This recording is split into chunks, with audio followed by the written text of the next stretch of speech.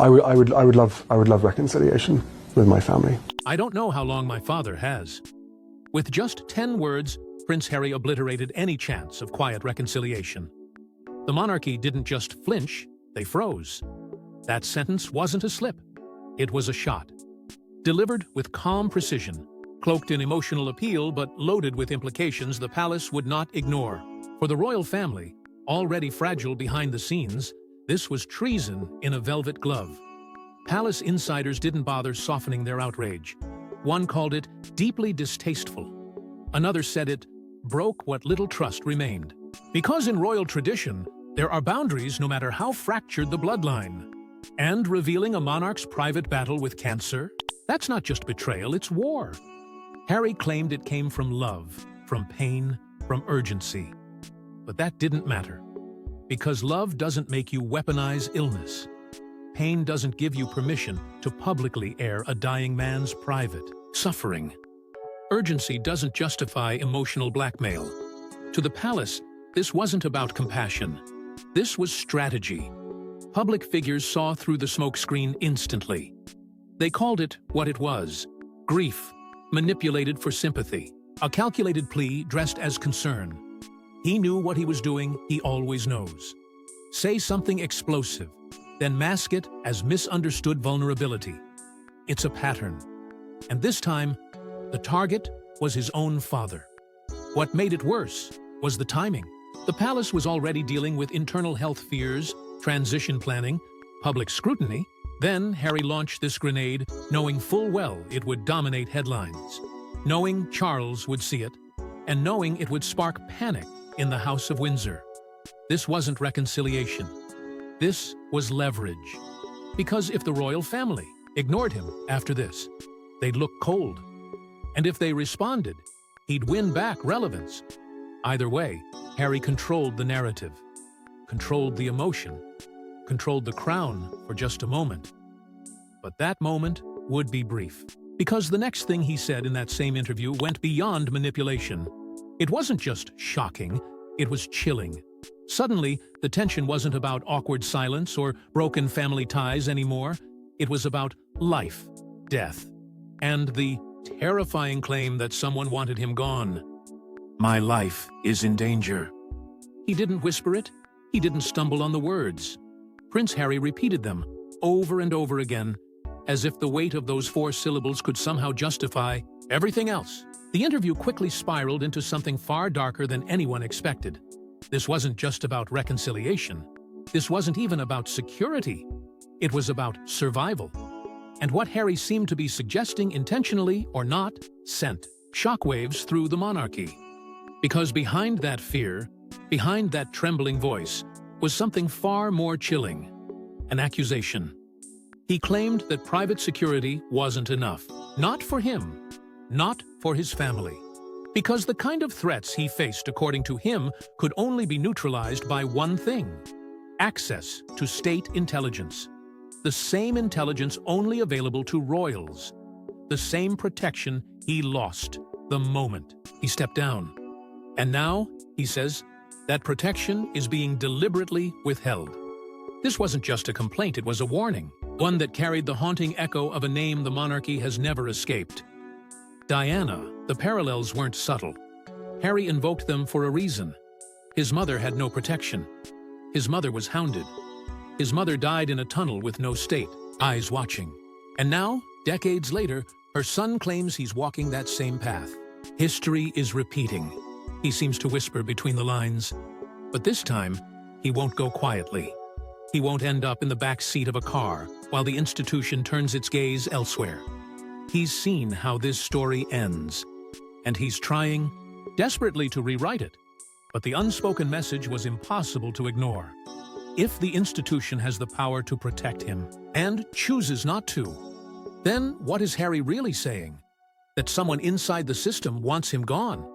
That the refusal to provide him security is more than just protocol? It's a death sentence by design? He never says it outright. He doesn't have to, because implication is more powerful than confession. And this one lands like a thunderclap. Commentators immediately tore it apart. Was it paranoia? Was it a cry for help? Or was it something more calculated, a way to turn the sympathy dial back in his favor? Either way, it raised a terrifying question.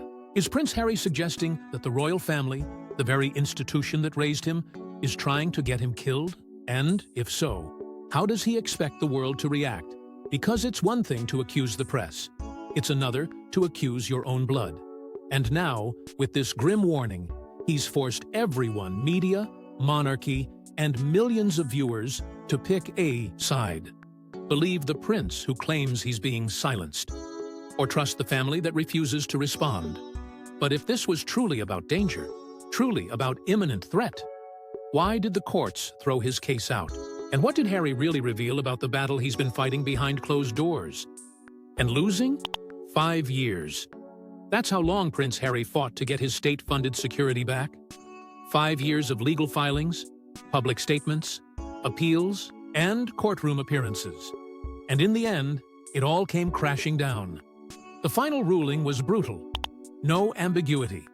No lifeline. The court ruled against him and ruled hard. It wasn't just a loss. It was a message. A declaration that Harry was no longer a protected royal. Not in title and certainly not in practice. But Harry didn't take the defeat quietly. He turned around and did what no one expected. He accused the entire system of betrayal. He called it an establishment stitch-up, a loaded phrase soaked in paranoia and rage. He didn't just accuse the decision-makers, he went further. In Harry's view, the entire machinery of British power had closed ranks against him. The government, the monarchy, the courts, even the lawyers meant to defend him. One by one, every institution that once stood by him was now, according to him, complicit in his downfall. He painted a picture of silent collusion, a conspiracy hidden behind robes, titles, and handshakes. And if you listened closely, the message was unmistakable. They never wanted him to win. But it didn't stop there. He didn't just point fingers outward, he turned on his own legal team. Subtle, but unmistakable, Harry hinted that his lawyers failed him. That they led him into battle knowing the war was lost. He said he wished someone had told him the truth from the start. That they had no chance. That it was all unwinnable. But what he left unsaid was even louder. Was this really legal incompetence? Or was he blaming them for feeding into his own delusions? Analysts weren't shocked by the loss. They were shocked by the reaction. Because instead of reflection, Harry offered rejection. Rejection of the ruling. Rejection of the process. Rejection of reality itself. Denial had taken over. The once disciplined prince, trained in duty and service, was unraveling in full view. Each defeat seemed to only fuel his certainty that the world was conspiring against him. Not just the press, not just the monarchy, but every institution meant to protect justice. And as the dust settled, one thing became crystal clear. Harry wasn't interested in resolution. He wasn't ready to move on. He couldn't. Because accepting defeat would mean accepting who he'd become. An outsider. Fighting a system that no longer answers his calls. But if the palace, the press, and even his own legal team are now his enemies, then what is he still fighting for? And more importantly, what does he expect from the very family he keeps dragging into the fire? I want reconciliation with my family. The words sounded sincere. They even carried the weight of emotion. But no one listening, no one in the palace, no one in the press could ignore the timing. Prince Harry had just lost his latest legal battle. He'd been humiliated in court, dismissed by judges, and publicly reminded that he was no longer entitled to royal privilege. And now, hours later, came this plea for peace. On the surface, it seemed like a turning point. But beneath the surface, it felt like something else, entirely a threat in disguise. Analysts didn't hesitate. They dissected the moment with surgical precision. To them, this wasn't vulnerability, it was leverage. A carefully calculated message wrapped in emotional language. "Come to the table," it whispered to King Charles. "Negotiate with me, acknowledge me, or I will keep speaking." And he did. Over and over again, Harry returned to the theme of reconciliation, but always in public, always on record, always just after a loss. It didn't feel like healing. It felt like a hostage note. The message was clear. If you don't respond privately, I'll escalate publicly. To many, this wasn't a prince searching for peace. It was a son staging a campaign. The court had shut him down. The government had ignored him. The media had turned skeptical. That left one remaining pressure point, the throne. And Harry knew how to press it. He spoke about his father's mortality. He invoked Diana's legacy. He questioned the monarchy's compassion.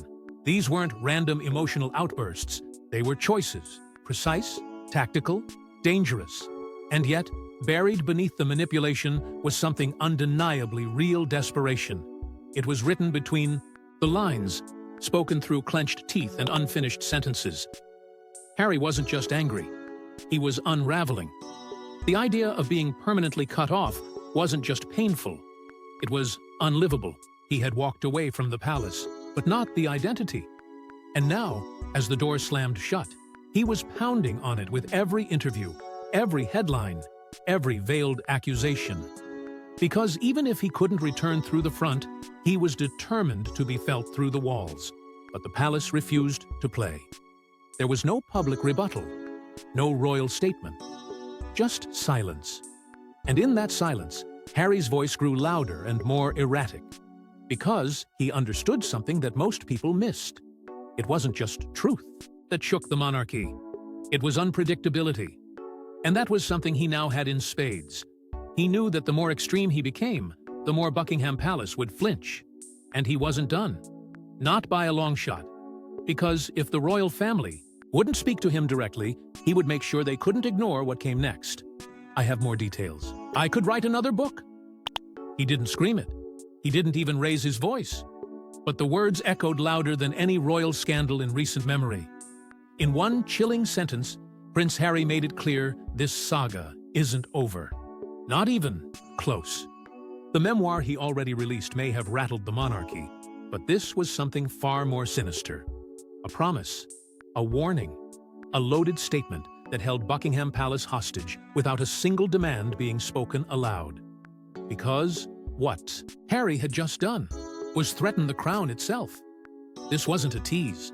It was a tactical maneuver, a reminder that the pages already printed were just the beginning, that the most damning details hadn't even been shared. And palace insiders felt the tremor immediately. They know what Harry has lived through, what he's seen, what he's heard, what he still has in his possession. Letters, voicemails, texts, private conversations behind palace walls. And now they're left wondering, how much worse can it get? To the institution, this is more than disloyalty. It's total collapse. Trust already eroded is gone, vaporized. There's no pathway back when someone you once loved is now stockpiling secrets like ammunition. This isn't family drama anymore. It's psychological warfare. With every vague hint, Harry asserts power over the palace, not with a title, not with a role, but with the fear of exposure. And still, the people are watching. But this time, not with sympathy. There's a shift, whispers turning into yawns. What once felt brave now feels repetitive. What once drew curiosity now provokes fatigue. The public, those same people who once championed his freedom, who once applauded his honesty, are beginning to turn away. They've heard the anger. They've seen the tears. And now, they want silence. Or at least, closure. But Harry keeps the door open. Not for healing, for leverage. Because that's what the book has become, a tool. A constant looming shadow that says, I'm not finished. Don't test me. And the palace can't predict the next move. That's the brilliance of it. That's the danger. No one knows how far Harry is willing to go. And that's exactly how he wants it. But beneath the posturing and threats, there's something unraveling. A sadness that no memoir can publish. An ache no camera can catch. Because behind the headlines, behind the fury, is a man stuck in a loop. Not just demanding accountability, but refusing to let go. And what comes next won't just threaten the royal family. It might tear Harry apart from the inside. He never says her name directly, but the ghost of Princess Diana is everywhere in Prince Harry's words. It lingers in his pauses, haunts his metaphors, and crashes through his declarations like an echo from a grave that never stopped speaking. The comparisons are subtle, but they're deliberate. When Harry speaks of betrayal, of fear, of being hunted by the press and ignored by the crown, he's not just recounting his own story, he's reliving hers. And he wants the world to see the parallels, because in his mind, they're not coincidences. They're warnings. He's made it clear. Diana had no security when she needed it most. The institution turned its back. The press closed in, and the result was catastrophic. Now, Harry claims the same conditions are forming around him. No royal protection, no support, just cameras, headlines, and a looming sense of danger. It's not just about the security detail, it's about history repeating itself. He paints himself as the next chapter in a tragedy that the monarchy never took responsibility for. And this time, he refuses to let the story end the same way. For some, this evokes deep sympathy. After all, who wouldn't be haunted by the violent death of a mother chased into the shadows by the very system meant to shelter her? But for others, suspicion begins to grow. Has Harry become so consumed by his past that he can no longer separate grief from reality? Every decision the palace makes, in his eyes, is interpreted through a Diana-colored lens. Every silence becomes complicity. Every refusal proof of a cover-up. Commentators have started asking the difficult question, is this protective instinct or delusion? Because this isn't just about security anymore. It's about obsession. Harry speaks like a man trying to warn the world about a second Diana disaster. But what he's also revealing is something far more fragile. A man who never stopped, living in that tunnel. A son who never escaped that crash. And now, whether consciously or not, he's positioning himself as the next victim of an institution he believes will never change. He sees danger not just around him, but above him, behind him, within the very system that shaped him. And in doing so, he casts the royal family in a chilling light, not just indifferent, but complicit. The more he speaks, the more the gap between grief and paranoia begins to blur. And yet, we can't look away, because the pain is real. The trauma is undeniable. But so is the shift. Harry isn't just grieving anymore. He's warning, accusing, threatening, and unraveling. Because somewhere beneath the sorrow is a terrifying realization. This isn't just a man haunted by the past, it's someone who may be trying to rewrite it in real time. And if that's true, what we're witnessing isn't just emotional instability, it's a dangerous attempt to hold onto a crown that was never his to begin with. I was born into it. I can never not be part of the royal family. It sounds poetic, even tragic. But beneath those words lies a contradiction so deep, it threatens to unravel everything Prince Harry has built since stepping away from the crown. Because the truth is simple. He left. He walked away. From the titles, the duties, the rules, and the responsibilities. He traded centuries of tradition for a California home and a Netflix deal. And yet, he clings to the status he abandoned as if it were a birthright no one could strip from him. It's not just confusing, it's delusional over. And over, Harry has drawn comparisons that reveal how far he's willing to stretch this belief. He points to former prime ministers, public servants granted lifelong security, and asks why he isn't treated the same. But those leaders served their time, fulfilled their duty, and left by the rules. Harry, on the other hand, stepped away mid-reign, declared independence, and then demanded the same protection from the system he rejected. He wants freedom without consequence, power without accountability. And in doing so, he exposes a mindset that's no longer grounded in reality. Psychologists have a name for it, a Messianic complex, a belief that one's life holds a special, untouchable purpose that no rule, no judgment, no system applies because the mission is too important, too sacred. And Harry, whether he knows it or not, is beginning to mirror that pattern. He doesn't just think he's a victim, he believes he's a symbol, a martyr, a messenger with a cause that justifies every disruption, every contradiction, every public explosion. In his mind, he's not just protecting his family, he's saving the institution from itself, even as he tears it apart. Observers see something else.